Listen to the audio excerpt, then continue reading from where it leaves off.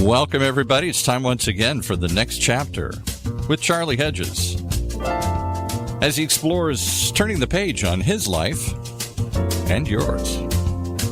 Hey, Charlie. Hey, Paul. On our show today with Lindsay Davis, we explore the very core of human existence. I think we can sum it up best with the words of psychologist Phil Sutherland, who said, "As human beings, before we are anything else, we are a burning ball of desire." Lindsay and I probed the role of burning desire in every single move we make. We are desire. Without desire, we really are barely more than automatons. But with desire, we are hungry, we are fruitful, and we can find extraordinary pleasure and productivity in life.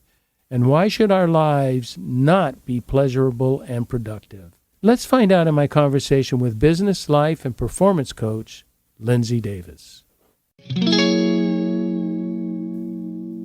Lindsay Davis, welcome to the next chapter with Charlie.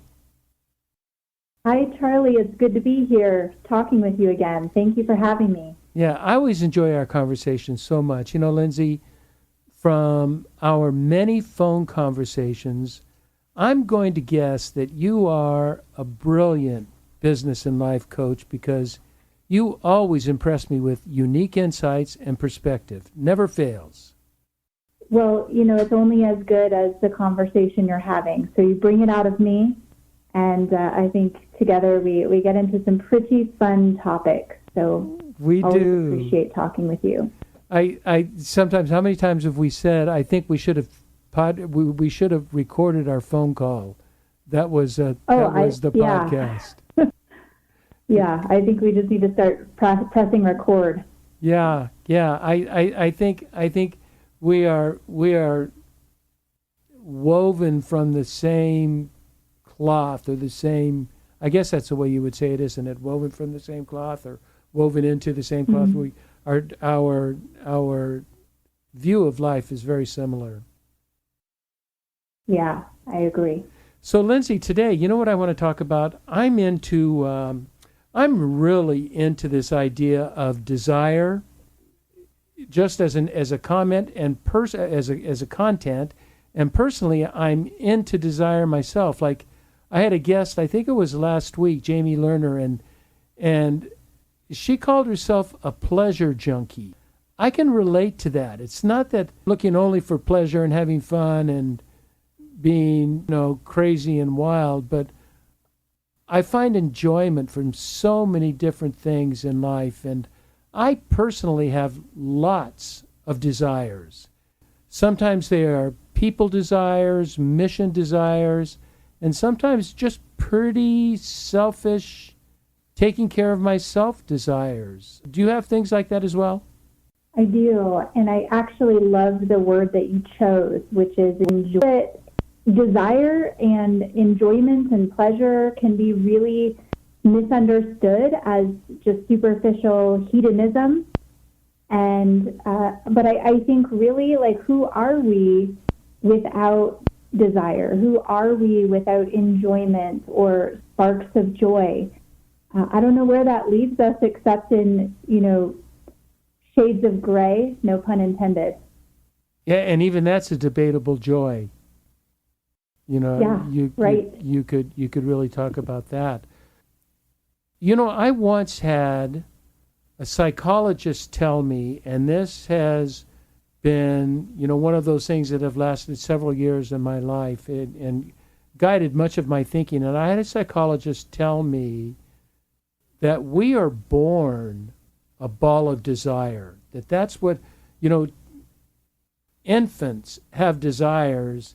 And we grow up with desires, and those desires somehow get squashed because of social constructs and parental constructs, and we lose our personal desires and start playing by outside desires. But this psychologist said we're born a ball of burning desire, and that desire drives so much of who we are and what we do.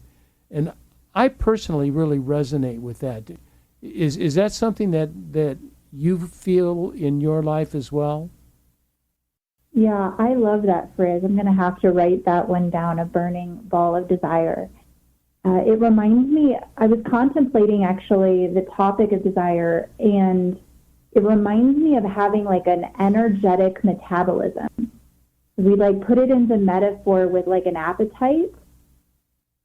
You know, if a human doesn't have any appetite to speak about, we don't consider that a healthy human. And there is something about having this desire hunger. And I think a burning ball is a great phrase for that. But it, to me, indicates healthy humans. And I think you're right. I think a lot of times we are shaped and conditioned, either the way we grew up or the culture or the context that we find ourselves in as adults, told what we should desire, what we should be hungry for, and we become really disconnected from our energetic appetite. And we just start going through these rote motions. And, you know, I would question, just like in a physical body, just like that in the inner, the energetic body, like how healthy of a human, how healthy of an organism is that so disconnected from their own desire? It makes perfect sense to me that we have this. I like the energy idea, because energy certainly comes with desire, and we don't have energy around things that we don't desire. So much of our childhood is spent almost disengaging us from our desire and poo-pooing our desire and say, those are things of childhood. You can't think that. This is, and we start getting bombarded with social expectations and parental expectations. And, you know, God bless parents. I'm one myself, but we can tend to have what we think we would have wanted or we would have needed, and we put that sort of conformity or those sorts of ideas on our children, and they're not always consistent with the way our children are constructed. Our, you know, the biology and psychology, emotionality and history of experience of a child could lead them to very, very, very different desires from what we have, and yet they can feel guilty for desiring that desire. Yeah, and you know, it sort of goes to the way, I know there's been a shift in psychology, but really the understanding that we used to have is that humans were static, that we're static in what we desire, who we are, how we think, when in truth we're really verbs, we're very dynamic. And so even having, I think, that self-permission to evolve and desire different things, and maybe what fit you or how you would have defined yourself or how people saw you at one point no longer fits, and really giving yourself permission to explore and have curiosity and energy about other things. I think that's a huge permission that we have available as people. And I wish that we were reminded of that more. You know, you use two big words in my vocabulary, curiosity and explore.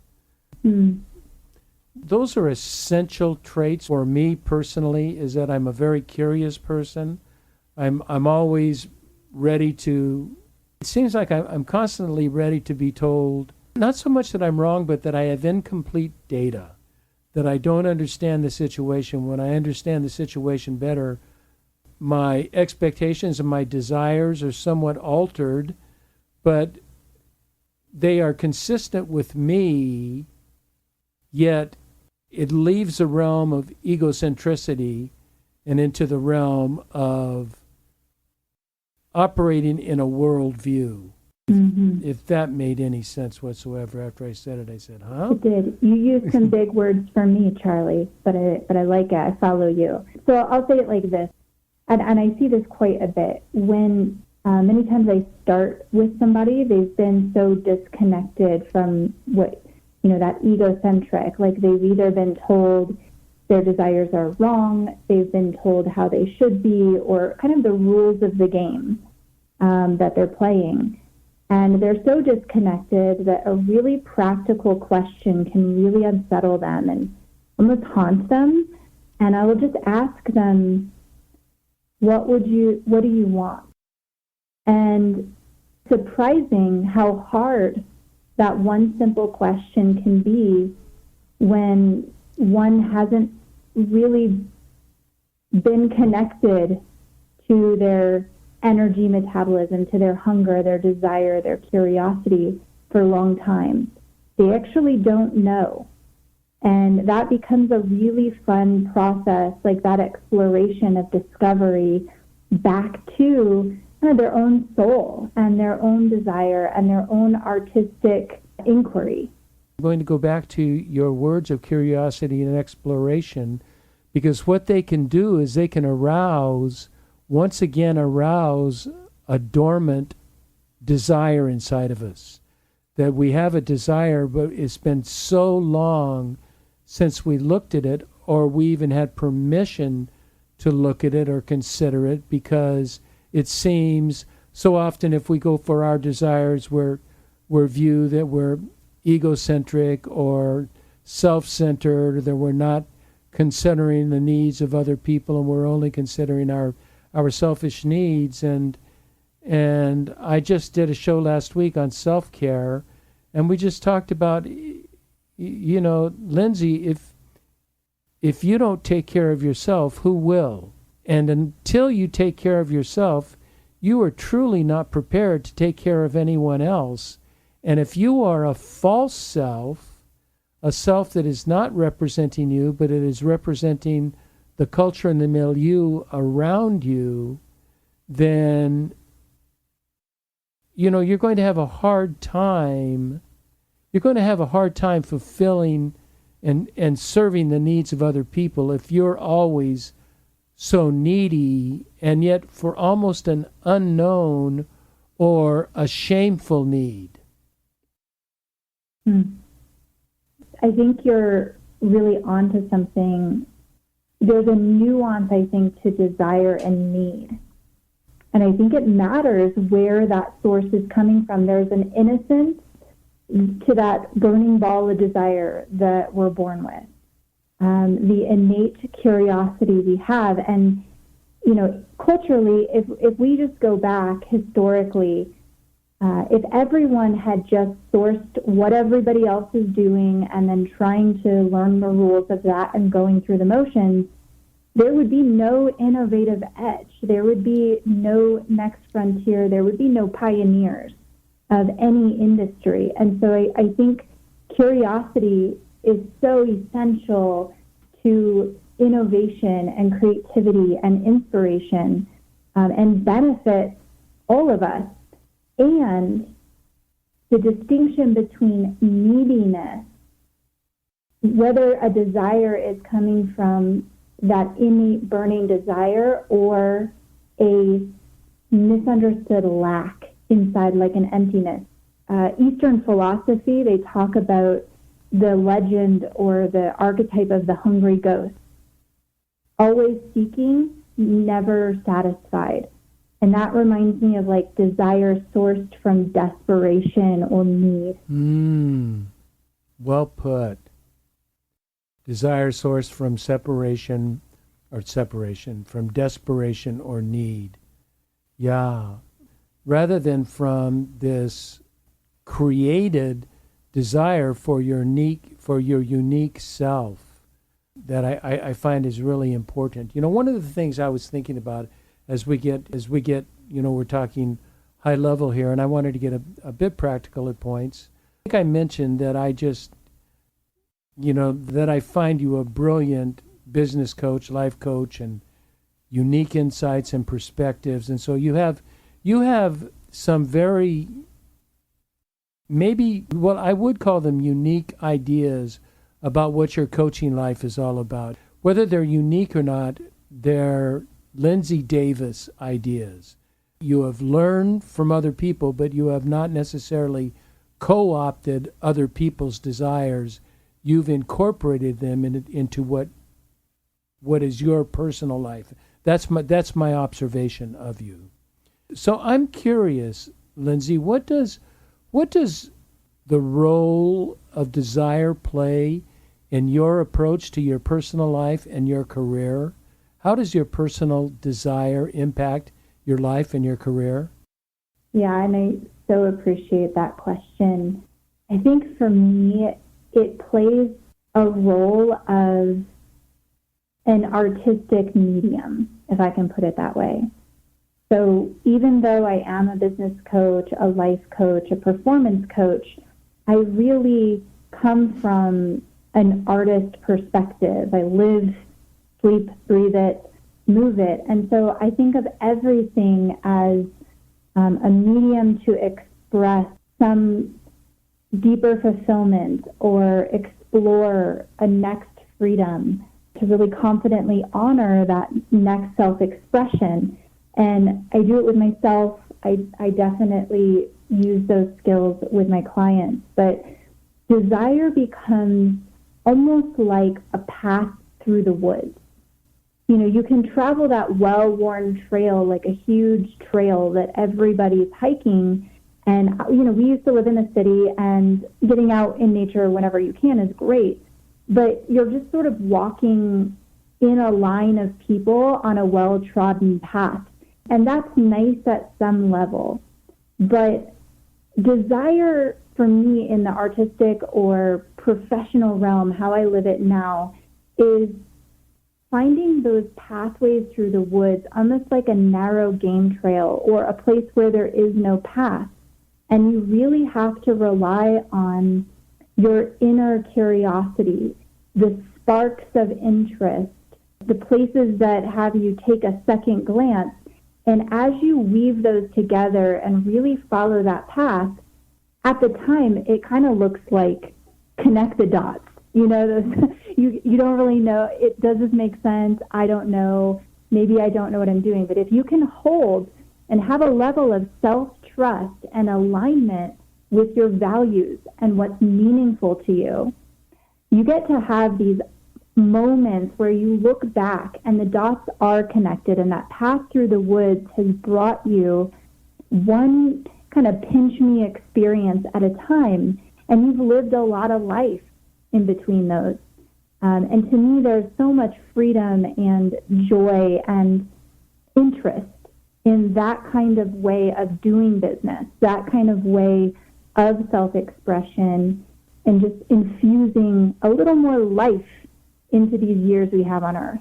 And on that journey you were talking about down that path, part of it calls for a really difficult thing for us because we are so filled with thoughts. You know, the monkey mind has so many thoughts going on as we're walking, even in nature. You know, we've got, our mind is typically not even in the nature that we're seeing. We're thinking and doing other things. And it calls for, in order to have successfully access that, it calls for an acute paying attention. And it's paying attention to what absolutely is around you. And then intuiting your need from that. But I think if we don't pay attention, we're never going to get it. That we've got to give ourselves permission. It's paying attention and permission, giving ourselves permission to listen to those voices that resonate with wherever we are right now, that we're not 2 steps ahead, we are right exactly where we are right now. And that is so difficult. That is just so doggone difficult. It's kind of that curious paradox, or like a tension between two realities.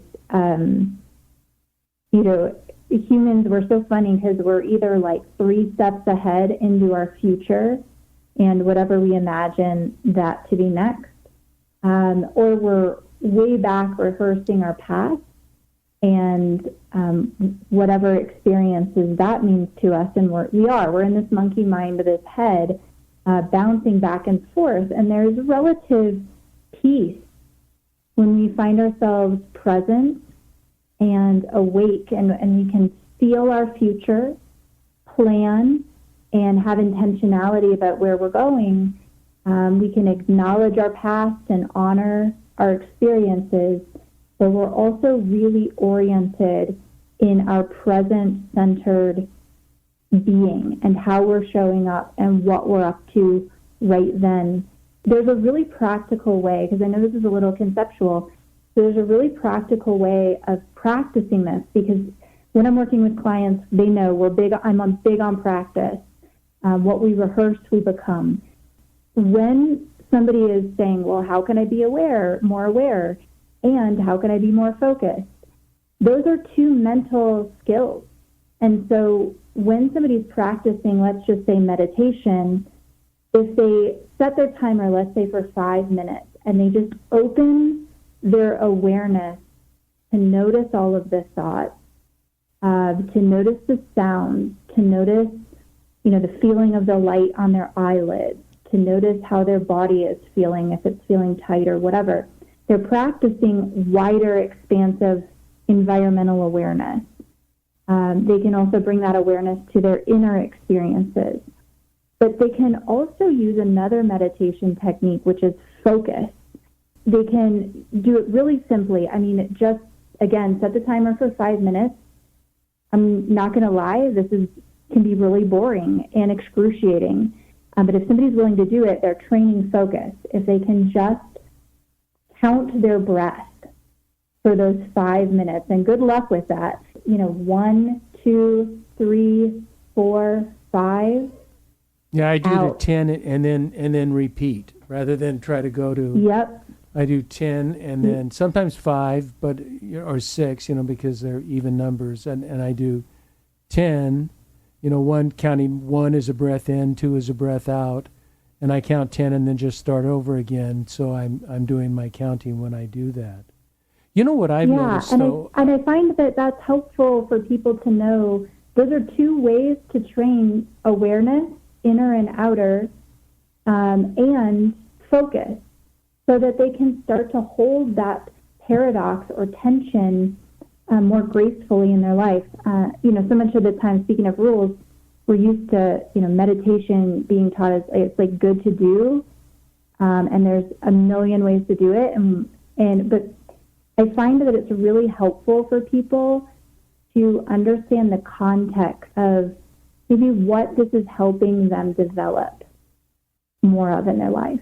Oh, and there's such high expectations. I've tried to lead people to meditation, and they say, well, I just can't get there. My mind is too busy, and I'm all over the place. And I said, well, join the crowd. I've been meditating for 4 years now, and I still, that's the thing that I wrestle with. But the one thing that is noted in my instructor is that to not concentrate on the thought, but just name it thought, and say, okay, now you're dismissed, you're not needed. Then I have my moments of quiet meditation, and then another thought will come up, and I note it. He calls it noting it. And I note just the concept, thought. That is thought, and I need to just kind of pass that on by, allow myself to think of it later. But nonetheless, even when I have that, Lindsay, I have to say, just as an aside, I do 20 minutes, and just the fact that I am quiet, I am not moving, my brain is going from inner peace to noisiness, but just that process, just by itself, of that 20 minutes of quiet and of not moving, of not walking around, not thinking of anything, not listening to music, but just listening to my own mind, has become essential in my life. It's become very, very helpful. And other people say, well, that's a distraction. And my response is, what isn't? Life is a compilation of distractions. Yeah, chosen distraction or default, But, one thing I noticed about you in every conversation we've had is you have a level of awareness and relaxed graciousness in your state of being. And so, it does speak to those 20 minutes And it does speak to those years of meditation. And that's what I've really found too. I mean, it's not just that we do our time in practice and then we go about our life. It starts to influence how we show up and the person that we become, almost like we're able to reconnect with those meditative moments and live closer to that state of centered presence over time.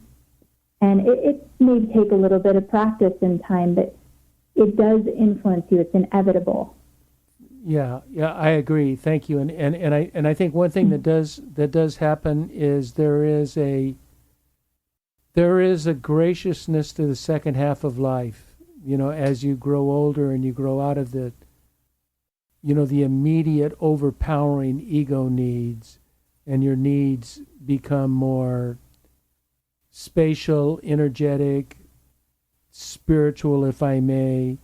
You know, your energies are there, and hopefully what we can attain in older life. But we are all, I like to look at it as we are soil. We are not so much the plants. We are the plants, but we're the soil, and we prepare the soil. And even though we can have very rich and mulchy soil, it nevertheless needs nutrients. And we're always planting or adding nutrients to that soul. And that's what meditation is about. That's what prayer is about. That's what self-care is about.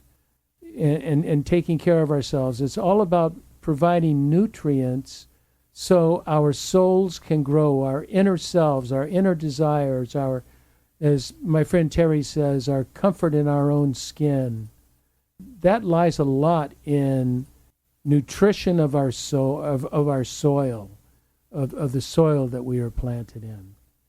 I'm going to come back to that in a bit. What I'd like to do right now is take a quick break, and then I'm going to take us on a little journey. Sounds good.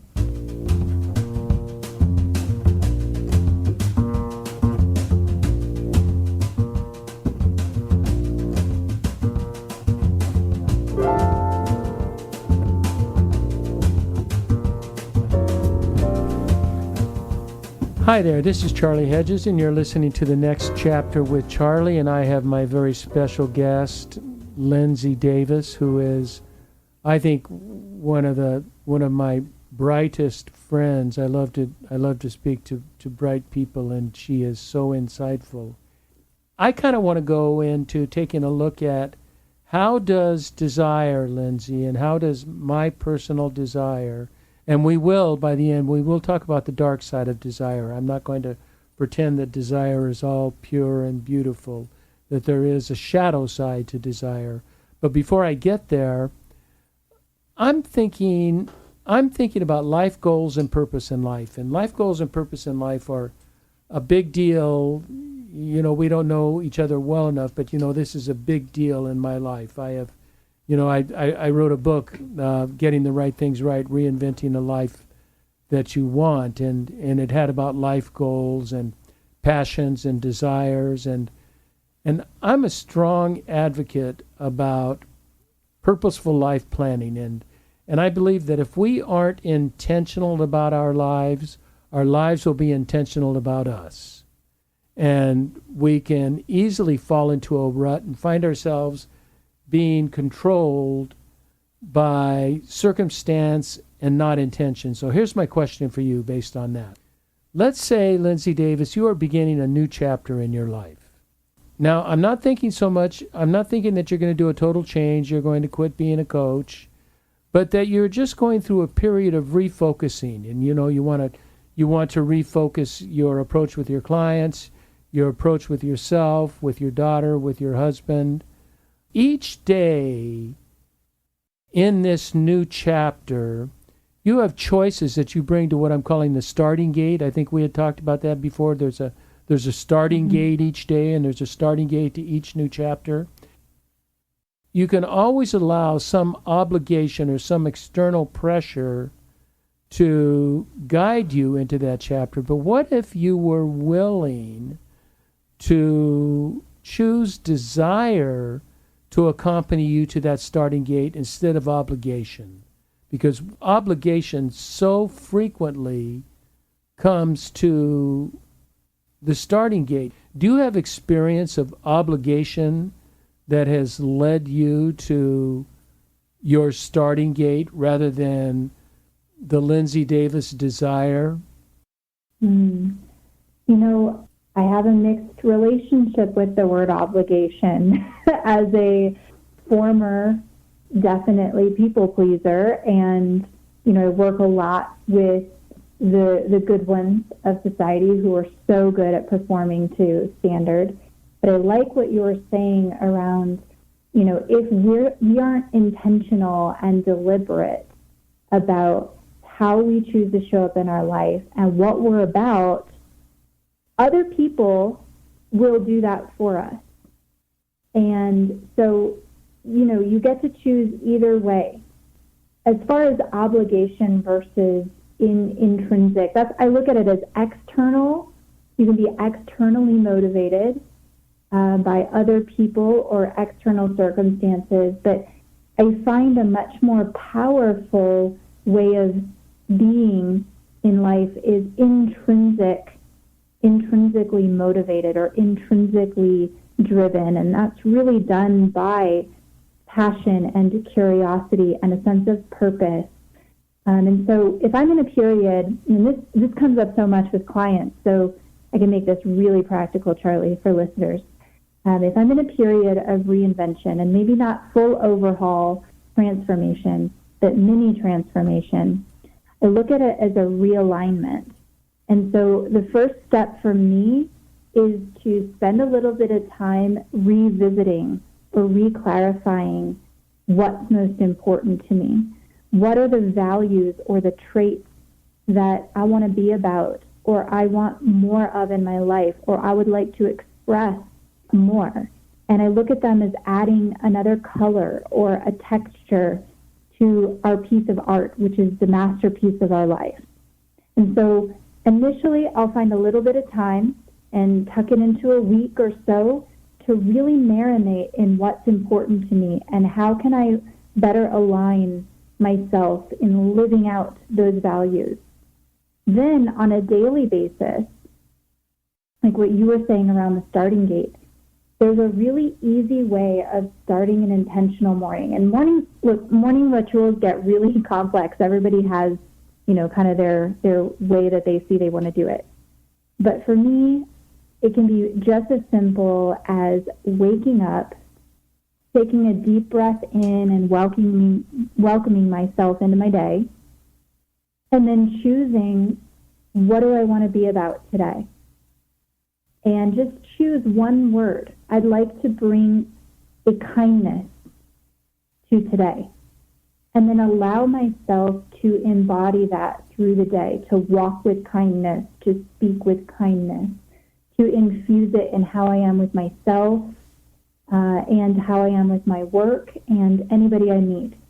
So we have this way of practicing these values and choice points in the starting gate, and then eventually they kind of work on us, and we end up becoming that more, inviting more opportunities that allow us to express those traits more. Does that answer your question? Oh, yes. It answered my question and gave me a couple more. Now, that assumes kindness is one of your internal desires.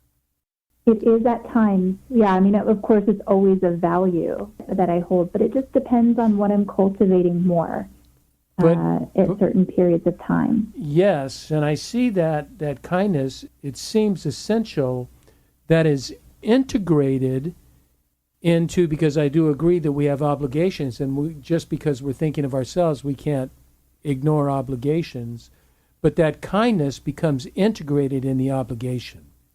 And then that obligation becomes truly an experience of our desire, that we are shown, that we are able to reveal our kindness and to express our kindness. So we're expressing an inner desire, but in such a way, sometimes in an obligatory fashion or others, but it's serving other people. It is not just about me. When I get a hold of myself and when I understand my desires, then I am really capable of working with others so much stronger than I could be if I was only focused on them, because I would, using your word, I would no longer have the energy to proceed. Yeah, and we can only see somebody and meet them as clearly as we're willing to be with ourselves and our own stuff. And, to tag back to the word obligation, the one that I like to use more, even with things that we do need to, that are important to show up, to have a consistency or a grittiness or a dependability about us, I look at them as commitments, so that I'm always shifting the responsibility and the choice point back to myself, or if I'm working with a client, back to them. There can be this almost passivity of, well, I have to do this, and I guess I should do this, or I ought to. And if we listen to the energy of when somebody's saying should or have to, it's actually really young. It reminds me of being a child and being like, I have to clean my room or else. If we wake up to this reality that we are adults and we get to be as selfish as we choose to be and all of the consequences of that, we also can be as giving as we want to be. But to look at it as, what are you a living commitment to today?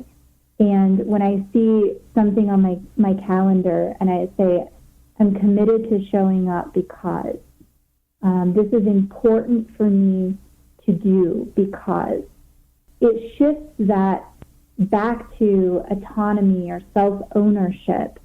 And I find that frees that channel up in the inside again to access passion and what's the attitude I want to bring to this, and the effort or the healthy rigor, so that I'm not, dragging my feet and really draining the energy. Yeah, see, once again, here you go with insights and perspective, in that a commitment is an internalized obligation. And where it is, obligation is external, something I have to do, something I hate to do.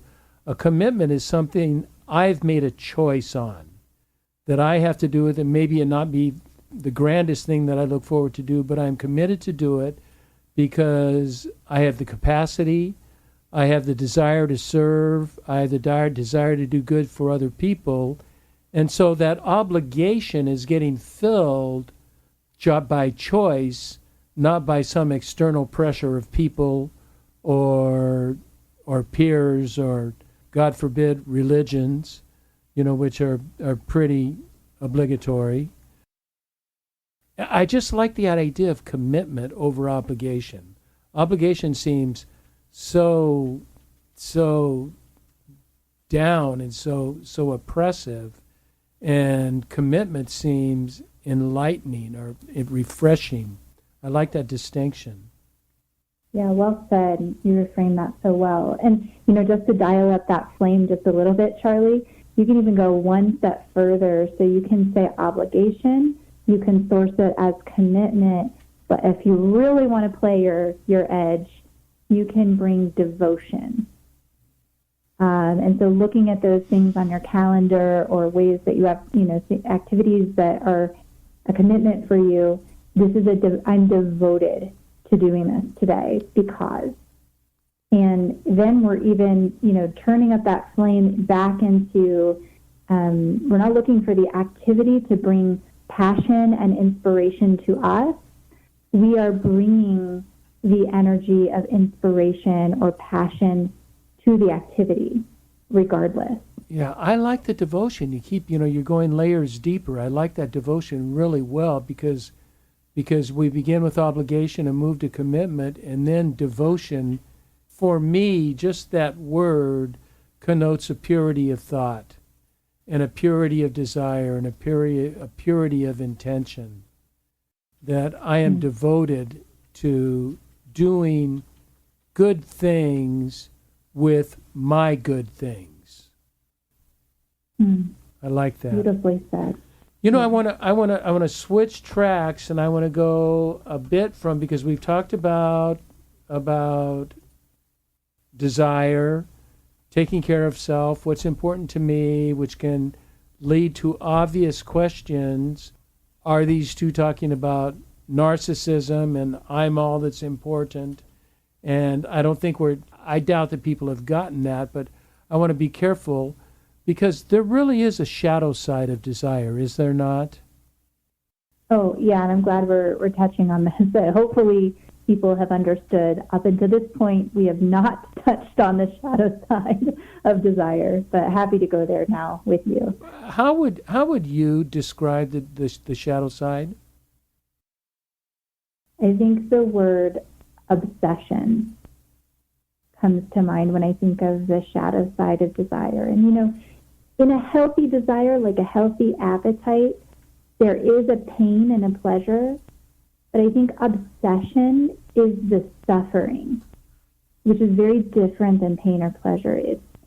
There's a desperation to it, and almost an addictive quality that comes from a lot of fear and emptiness. Boy, you touched on what I was thinking as well. And, we look at the obsessive side of desire, which is, one notable example is our addictions. Mm-hmm. But I am prepared to suggest that even addictions and obsessions begin with a pure desire that are later corrupted and become obsessions. And I'm thinking, I just noted 3 examples of addictions: mm-hmm. alcohol, food, and sex. Probably our largest addictions that we have.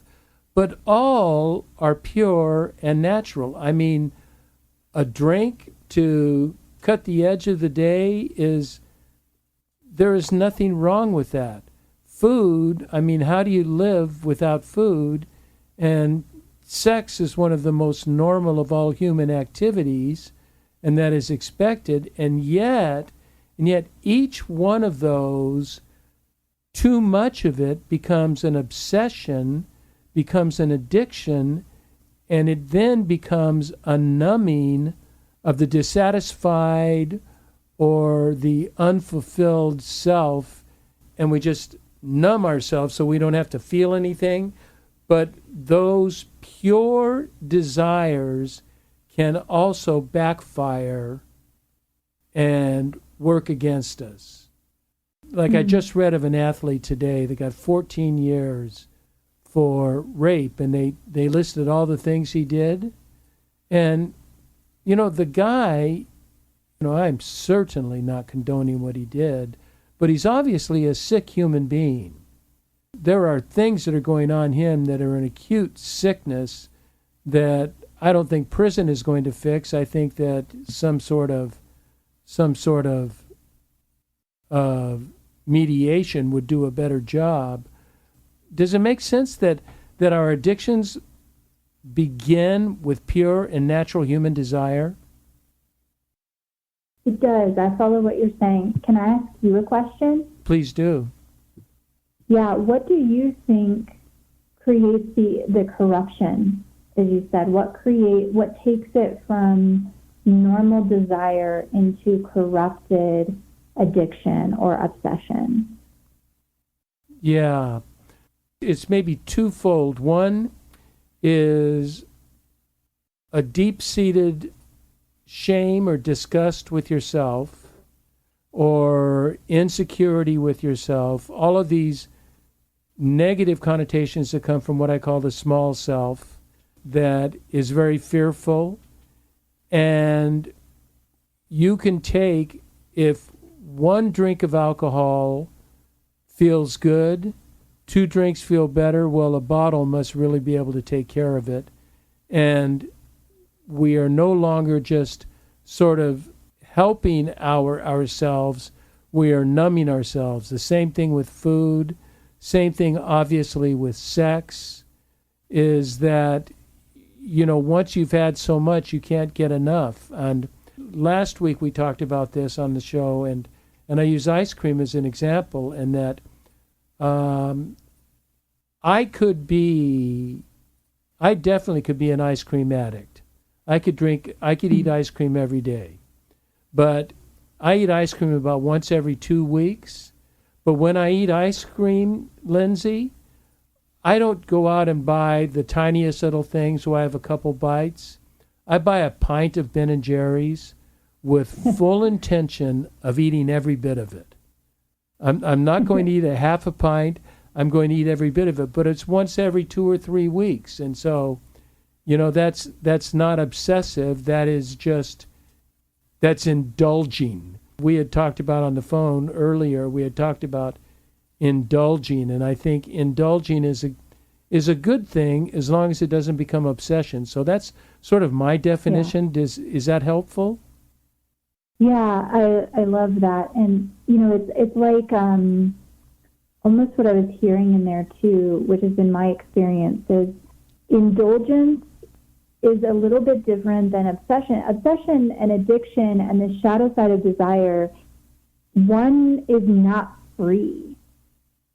One does not feel free. And there's like shackles to that obsession or addiction. And many times they do need help, really moving beyond that. And, in my work, I don't work a lot necessarily with alcohol, food, or sex addiction, but I see this also with the dream. Almost being so addicted to the dream, obsessed with that kind of castle in the sky vision, when in reality, I'll be working with a client who is not free, doesn't feel free in their life. So this might be somebody who can't let go of always working in their business or designing the perfect artistic expression next, but unaware, not necessarily seeing that in the mundane, human, everyday world, they are abdicating their responsibilities as far as even just taking care of their bodies, paying their bills, showing up for family. It's almost like they've gone numb to what's going on in their present day reality because they are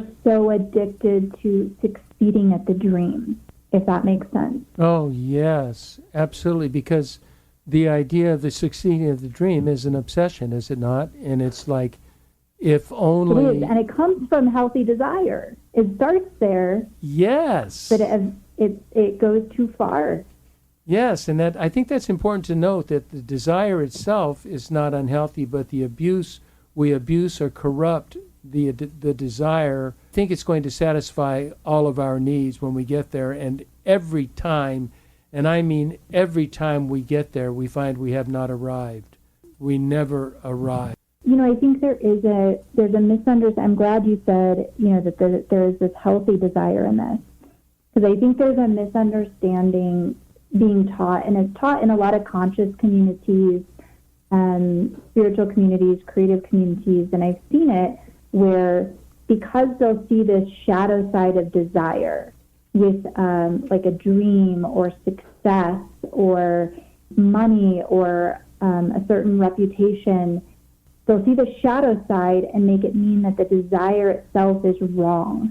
And so they're kind of going for being free of all desire, and maybe it's wrong to want to make money. It's wrong to seek success in my career. It's wrong to desire to be regarded or respected in my field.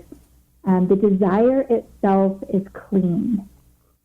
And they're also then free to be at peace with the process of discovering that, or the journey of becoming or seeking those things, but without the obsession, without the addiction, so that they're also awake to be joyful now, to find a sense of pleasure and fulfillment now, and bring that to this healthy hunger, if that makes sense. Oh, yes. And I think I think simply awareness of that and caution our desires could lead to obsession, addiction, or just an overdoing of our desire sort of really compromises the beauty of a desire. So let's kind of wrap up our time here and say we're both advocates that desire, we are driven by desire. Let's admit that. Let's accept that. And let's try to appropriate that as much as we can, because one of the downsides, you had mentioned to me on the phone, and it's hard to describe on air without drawing it out, but a bell curve. And on one side was aversion of desire because, we're afraid of where it's going to take us. Is it going to take us to the lust of the flesh, of the eyes, and all of these sorts of lusts, or whatever? It's going to take us astray. The top of the bell curve is just pure desire, just this pure, unadulterated, literally unadulterated desire. And on the bottom half of the other side is obsession. And so we have to be careful of those low sides, either aversion to desire or obsession as a result of desire, and focus on the top of that bell curve and to live in the purity of desire. And at the same time, building ourself, our confidence, our well-being, our ability to serve, and then going out and serving other people with that same passion with which we have developed. Yeah, I'm so glad that you brought in this bell curve. It's one of my favorites to use with clients because it's interesting if you notice the energy of the shape of the bell curve and how we can really sense into this in our everyday life, aversion versus obsession versus that pure openness in the middle is on either side of the extreme, the energy gets tight and constricted, graspy, closed, and trapped. And in the middle, the energy is really open and free and clean to express. You know what, Lindsay? You know what I think? I've never said this on a podcast, but I think there's a book in here for us.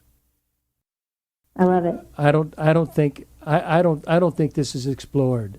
I really don't think desire and the beauty of desire and the health of desire is explored to the degree that we've been able to talk about it today. Lindsay Davis, thank you for spending time with me today. Oh, it was such a pleasure. I'm always so happy to speak with you, Charlie. It's good to be here. I know. Kindred spirits. Tell our listeners, I'm going to put it in the show notes, but tell our listeners how they can get in touch with you. Yeah, I think the best way, especially if they're interested in this topic and the process of cultivating more curiosity, passion, purpose about what they're up to, is to go to The Path to Possibility Journal, all one word, .com. And from there, they can obviously have a link to the Path to Possibility Journal, which is the process of exploring internal, intrinsic desire born of curiosity and opportunity. But they also there have access to any bonus resources there, and they can get in touch with me. I'm always happy to connect with listeners. If they have any questions that was stirred up from something we discussed today. So we can put that in the notes, if you will. Is your book for sale now? It is. It is. Oh, well, let's make sure, send me the links on that, okay? So I can get I can get that in the show notes, because I've reviewed the book and it is excellent. It's really well done for getting in touch with your inner self and who you are and how you can express yourself in life. And what your passions are. I love it, and I will put that in the show notes.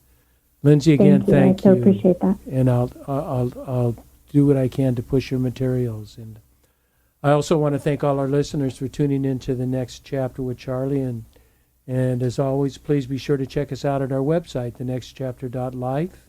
And until next, this is Charlie Hedges signing off. Bye for now.